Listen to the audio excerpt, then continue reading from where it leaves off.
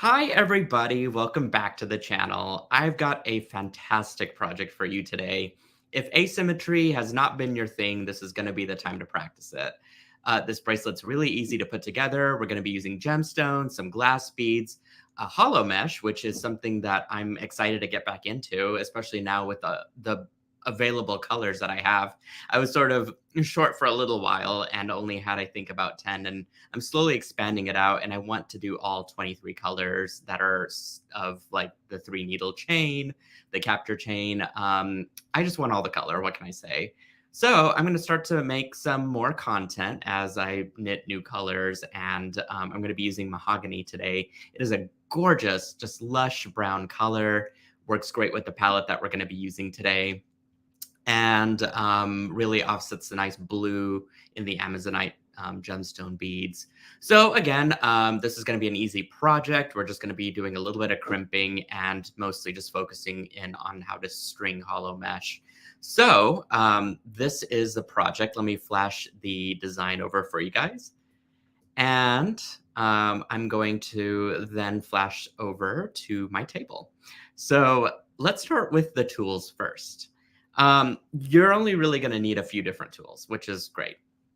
First is a pair of crimp pliers. I've got a pair of Zuron crimpers. This is going to be for our beading, bead stringing wire and crimp tubes that I'll talk about here in a second. So I have those out to the side. I've got a pair of cutters. These are from Lindstrom. Love these little guys. Just have your favorite pair of cutters out, and you can use flush cutters if you've got those. Just don't use anything that you wouldn't use with beading, with memory wire or something too robust. You'd want to use this with beading wire and or fine craft wire. In this case, we'll be using it for cutting our hollow mesh as well as our bead stringing wire. So I have that out to the side. And anytime that you order hollow mesh from the store, silversilkonline.com, you're going to be getting a hollow mesh tool. It looks like this. And what this is, it's a 5 millimeter sizing tool. And to use this, you basically can grab your hollow mesh, which looks like this, and you insert it into the hollow mesh tube, and it will automatically kind of resize the inside to be 5 millimeters. Now, why is this important? You're probably asking. Sometimes there are going to be situations where you accidentally crush the hollow mesh as you're working with it. And there's nothing that's like more frustrating, right? And so the tool is going to actually help reverse and get that hollow mesh back into a tubular format. So in this case, we're going to be using beads that are about 4 millimeters. And so having a 5 millimeter sized inner diameter is going to be very important, especially for sliding those beads on quite comfortably. So you can, again, just slide the hollow mesh down the tube, but down the resizing tool and get the whole thing kind of resized to your liking. And sometimes hollow mesh also, whenever it's made, the inner diameter tends to change based on how soft the wire is that I'm knitting. Mahogany tends to be a softer wire, so it's going to have by nature a wider interior diameter. If I'm using a different type of wire, different color, sometimes that inner diameter is smaller. So the resizing tool is going to guarantee again that you're going to get a 5 millimeter inner diameter. You don't have to purchase the tool. Anytime that you purchase hollow mesh, you get a tool for free. Okay, let's move on to our actual materials. And I talked a little bit about hollow mesh and resizing it, but I didn't talk about in full of how it's made. This is the mahogany hollow mesh. It takes 6 large needles to machine stitch this into a perfect hollow chain. You can fill this with anything that's up to 4 millimeters, whether that's leather cord, beads, any sort of like fiber cord that you might have lying around, and you just want to add a little bit of metallic texture to it. This is the way to go. Again, right now it's available in, I believe, up to 15 different colors. And I plan on actually adding in about 6 more, which is super exciting. Hasn't been knit yet, but stay tuned. So have some of that out. You really only need about 4 inches since we're doing half your wrist of the bracelet in the hollow mesh. It's going to be asymmetrical, so you don't need very much to get by with this project. You will also need some hollow mesh cord ends, which look like this. And I dropped one. Excuse me for just a second. There we go. They are custom made for hollow mesh. It's got the knitted pattern on it, so you know it's from SilverSilk, as well as a SilverSilk stamp in the top of the actual end cap. Isn't that really cool? I love the detailed cap. I love how it celebrates the knit pattern of the actual knitted wire chain. There you go. And it just adds some intricacy to the cap itself and comes in 6 different colors. And all of my metal findings have the same exact plating across the board. 5 different layers of metal coating is applied to each of the findings. And so you're going to have a long lasting finish that is tarnish resistant. My end caps, my findings, I don't know, they're unmatched with the industry and with the other end caps and metal components that are out there. I'm so proud of them. I offer so many different types of findings within the store itself, and it's so fun to use and easy and custom, again, for SilverSilk. So grab a pair of those. You all will also need a toggle clasp. So let me grab that real quick. Okay, this is what the toggle clasp looks like. Again, matches the same antique copper color, has the SilverSilk stamp on it, and it's the perfect size for a bracelet and or necklace. So I'm going to have that out to the side as well. You will also need some decorative beads. So the first one is the centerpiece, which I have here. This is a gorgeous enameled flower bead that will serve well for the middle of the bracelet. Now, you can actually get away with using a bigger one if you want to, or even a longer one. That's totally up to you and whatever your um, design preference is. So have one of those. You'll need some spacer beads, which look like this. So I just have some small antique copper spacers. They're perfect for just adding a little bit of extra space and texture to your design. Kind of continues the whole antique copper metal finish throughout the design. You will need, let's see, assorted glass beads. So those are down there. And I just have this wonderful little palette of different colored glass that matches sort of the browns and gold aesthetic. A little bit of peach in there too for fun. You will need some star cut Amazonite. So that's what these are. And these are absolutely gorgeous. So fun to use. Love the little facets on them. They give it that extra sparkle while still being a gemstone. You'll need 9 of those. You'll need a couple of crimp tubes, which are hiding right over here. These are from Softflex Company. They are thick walled and they don't have a seam, which basically means that they're going to ensure a very strong hold whenever you go to crimp. And then finally, you'll need about 8 to 12 inches of medium-sized beading wire. I'm using the champagne color, again, from Softflex Wire. But you can use any bead stringing wire that you want to make this bracelet. So that's sort of the ingredient list for our bracelet. And now all we have to do is just put it together. So I'm actually going to start with one end first and then work my way all the way across. What I'm going to start with is actually making let me see here real quick. I'm going to start with making the crimp at one end with my toggle clasp and then work my way across. So I'm going to grab a spacer, which I guess you don't really need. You just, you can actually get away with just crimping directly to the toggle clasp if you want to. But you can string on a crimp tube. Go ahead and string back through the crimp after you've put your toggle on. The trick with the toggle is to make sure that it has enough room to move around. You can use wire guardians if you want to. I tend to find them just a little bit more clunky in design and prefer something a bit more streamlined. So in this case, I just will leave it blank. You can either use your Xuron crimpers at this point to crimp, or you can use a pair of magical crimpers if you're really like advanced crimping. But for those of us out there that are not familiar with how to crimp, the Xuron crimpers are actually quite perfect for this. You can see that there's a V-shaped notch at the very end or the inside of the pliers. So we're going to be using that first. And then whenever I close the pliers, you can see that there are a series of 3 different holes. We're going to be aiming for that center hole to then squish our crimp together. If you don't quite get it there, that's okay. It'll still work with most of those other notches. And so don't worry too much. But simply stick it into that V-shaped notch and then give it a good squeeze. And then turn it on its side and then squeeze that moon-shaped crimp together. And you'll see that it forms a nice little squished crimp. So I had strung that spacer earlier. We're just going to go and string right over it. And I'm going to start with my Amazonite beads first. So let's go ahead and string all 6. I was going to say 6, all 9 of those on. 1, 2, 3, 4, 5, 6,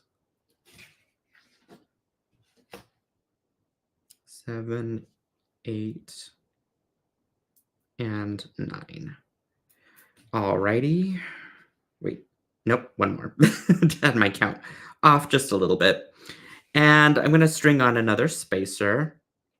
Now, if you feel that your bracelet will end up being too long, you can always eliminate those spacers, or you can taper out some of the beads that you're using. I just went for about a 7.5 to 8-inch, give or take, bracelet in size. And after I've strung my spacer on, you can string on your centerpiece as such. So half of our bracelet's practically already finished, right? And now we can work with the hollow mesh. So what I'm going to do is string on another little spacer bead so that now it's all balanced on both sides. And I'm going to string on 1/2 of my end caps. Okay, do it backwards because your knitted wire is going to be stuffed inside of there. So at this point, I'm not going to worry about the hollow mesh yet. I'm going to go ahead and string on my beads first. So just pick a pattern. I'm going to go with white, peach. I just have to remember this, which is usually the harder part. Antique copper and gold. Okay. Y'all remember that for me. We got white, peach, antique copper, and gold. And if you already have 4mm beads and you don't want to draw any attention to this part of the hollow mesh, you can always just add a solid color, or you can use a contrasting solid color from the actual mesh. So we're using mahogany, but you can use 4mm Amazonite beads in blue underneath the hollow mesh, and that's going to create a whole different texture altogether. Kind of exciting when you think about how you can mix and match different colors to get a whole different effect. So while this bracelet might use a little bit more specified materials, you can actually open it up and use the framework for the bracelet and use other types of beads to get the same sort of look. That journey is totally up to you. Alrighty, so I'm just stringing myself along here and trying to make sure that I string everything correctly. There we go. And I think I had one extra bead left over. And the thing is, it's not going to matter for the end because it's going to be tucked inside of the end cap anyway. So the extra bead is just to make sure that the length of the bracelet stays similar and symmetrical to the other side. So once I've strung all my beads on, as you can see, I am ready to kind of configure the hollow mesh. Now, a tip that you can do is in order to string the hollow mesh efficiently, go ahead and string on your crimp and then make a fictitious loop here. So I'm not going to crimp it, I'm just going to create a little loop, and that loop is going to help me string it through the hollow mesh without any problems. If I go to string it with just the beading wire, it is going to go through all of those open knits, and it's going to be a pain to get this through efficiently. So just create a nice little hollow, or not hollow, a round end to be able to insert in and easily just string this right through. The other thing that we need to do here is actually measure and cut the amount of chain that we need. So I'm going to guess right there. And the way to cut this is you actually just start with one knit and you work your way around. If you go to do this all at once and chomp down on the hollow mesh, it's going to flatten out the end, and we don't want that to happen. Now, you can reverse the flattened out end with the hollow mesh sizing tool if you want to. I'm just saving you guys a step here with, trying to do this the easy way. So cut your hollow mesh and then measure, and it looks like everything's going to fit quite comfortably. So now what you can do is go ahead and string this right through. You see how easy that went through without any problems? That is because I made that little fake loop there. So you string that all the way down. I'm going to pull some of my beads out from the hollow mesh end cap. And at the end here, I just want to squish it down a little bit to get it to be a cone shape. This is going to ensure that it's going to fit inside of the end cap quite comfortably, and that all of my beads are going to just nicely sink into that hollow mesh, as you can see. I mean, that couldn't be a better fit, could it? So same thing on this side. I'm just going to pinch it around the top, making sure that it's just hugging the bead at the very end there.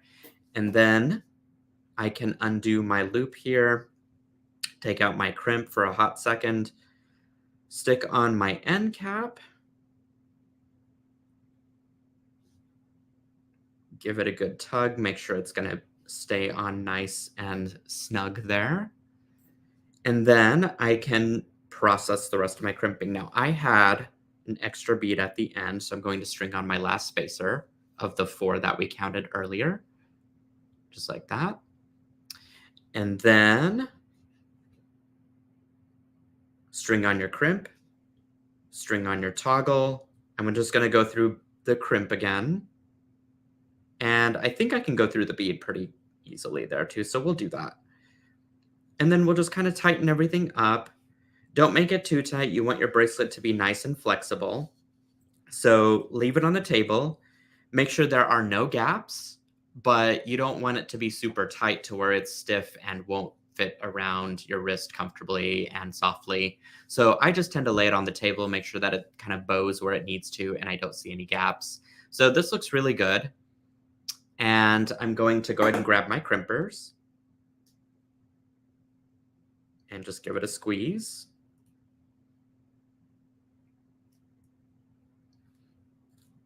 Oop, didn't quite turn it on its side. There we go.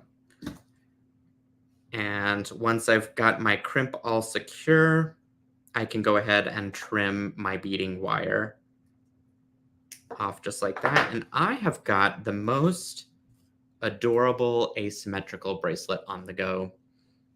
And look at all of that fine detail with the hollow mesh beads and the Amazonite. Now, the tricky part is that either I need to find a person. Oh, I could do it myself. Okay. There we go.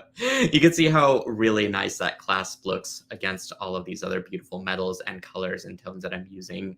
So this is a fun bracelet, and I want you guys to give it a try as well. I'm going to flip my camera back around to me, and I just want to say thanks for joining me for this video. If you wouldn't mind giving this video a big thumbs up, share it with your friends and your creative community if you enjoyed the content. Don't forget to subscribe to this channel as well. That's very important for the health of this YouTube channel particularly. and for all things Silver Silk. You can leave a comment if you have any questions or just want to say something sweet. All those things are always welcomed. I try and respond to those as accurately and timely as I possibly can. Otherwise, you can join me over in the Silver Silk Silkies Facebook group. Or if you're looking for more inspiration, you can definitely check out my Instagram. But I just want to say again, thank you so much for joining me for this tutorial. I love you guys so much. And big hugs to you out there. And I will see you at the next tutorial. Bye.